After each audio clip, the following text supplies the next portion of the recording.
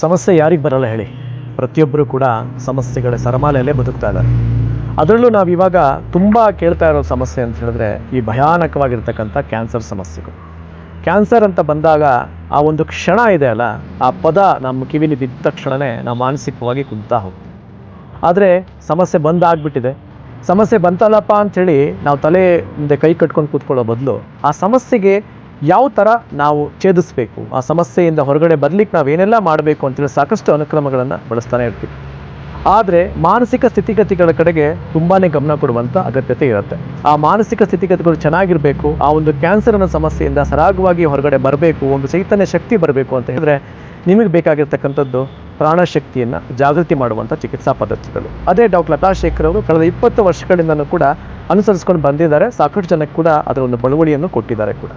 ಅದರ ಒಂದು ಉಪಯೋಗವನ್ನು ಪಡ್ಕೊಳ್ಬೇಕು. ಕ್ಯಾನ್ಸರ್ ಆಗಿರ್ಬೋದು, ಇನ್ನಿತರ ಯಾವುದೇ ಸಮಸ್ಯೆಗಳಾಗಿರ್ಬೋದು, ಮಾನಸಿಕ ಸ್ಥಿತಿಗತಿಗಳ ಮೇಲೆ ಎಲ್ಲ ಆರೋಗ್ಯ ಕೂಡ ಅವಲಂಬಿತ ಆಗಿರುತ್ತೆ. ಅಂಥ ಒಂದು ಮಾನಸಿಕ ಸ್ಥಿತಿಗತಿಗಳನ್ನ ಧನಾತ್ಮಕವಾಗಿ ಇಟ್ಕೊಳ್ಬೇಕು ಅಂತ ಹೇಳಿದಾಗ ನಿಮಗೆ ಬೇಕಾಗಿರ್ತಕ್ಕಂಥದ್ದೇ ಈ ಒಂದು ಚಿಕಿತ್ಸಾ ಪದ್ಧತಿಗಳು. ಕೆಲವು ನಂಬರ್ಗಳು ಕಾಣ್ತಿದೆ, ನಂಬರ್ಗಳಿಗೆ ಕರೆ ಮಾಡಿಬಿಟ್ಟು ಅದರ ಬಗ್ಗೆ ಮಾಹಿತಿಗಳನ್ನ ಪಡ್ಕೊಳ್ಳಿ. ಉತ್ತಮವಾಗಿರ್ತಕ್ಕಂಥ ಆರೋಗ್ಯ ಪದ್ಧತಿಯನ್ನು ನಿಮ್ದಾಗಿಸ್ಕೊಳ್ಳಿ. ನಮಸ್ಕಾರ.